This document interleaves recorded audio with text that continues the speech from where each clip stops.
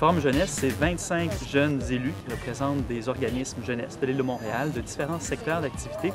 Et on a décidé, les 25 ensemble, d'identifier comme enjeu prioritaire pour la jeunesse le verdissement de l'île de Montréal. Donc, en choisissant cet enjeu, on a créé une table de partenaires pour regrouper différentes organisations qui s'intéressent à cet enjeu du verdissement et ainsi développer différents projets qui vont faire en sorte que les jeunes vont s'intéresser davantage à la biodiversité et à l'environnement sur le territoire de l'île de Montréal.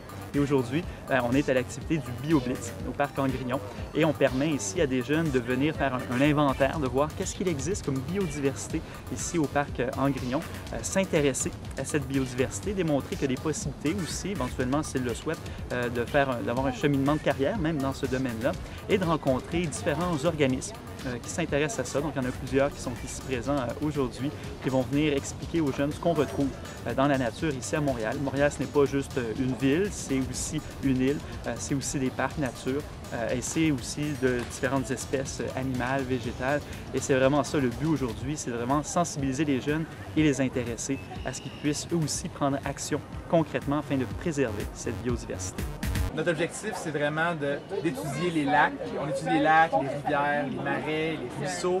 Puis vraiment d'essayer de comprendre comment ça fonctionne un peu, autant au niveau physico-chimique, au niveau des organismes, tout ça. Puis aujourd'hui, c'est ça, on voulait s'impliquer pour le 24 heures des sciences. Puis en fait, c'est un peu sortir de nos labos, parce qu'on est toujours dans nos labos à faire nos choses. C'est le fun d'aller faire un contact vraiment avec le public.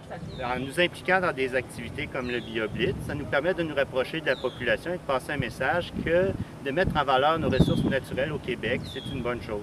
C'est qu'on a plusieurs problématiques qui sont différentes, mais qui interpellent quand même le ministère. On va retrouver de la faune, on a aussi l'aspect végétal, on peut avoir aussi des espèces envahissantes ou exotiques. Puis, il y a aussi l'interaction avec la population qui souvent connaît mal les ressources naturelles et a des réticences ou des peurs.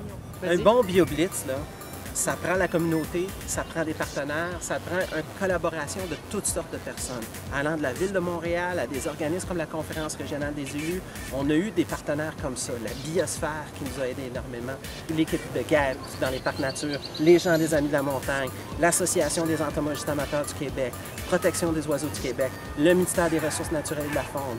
On a eu aussi des gens qui ont travaillé pour même la gestion des déchets comme Consortium écologique. Il y a eu toutes sortes de partenaires. Le Grill, tous ces gens-là ont tous collaboré pour rendre l'activité intéressante pour la communauté. Qu'est-ce qui vous a le plus surpris aujourd'hui? Les grosses écrevisses qui ressemblaient à des homards. La pêche, c'était le fun, mais les noms, ils sont compliqués à retenir. Là, la couleur, maintenant, c'était moins compliqué.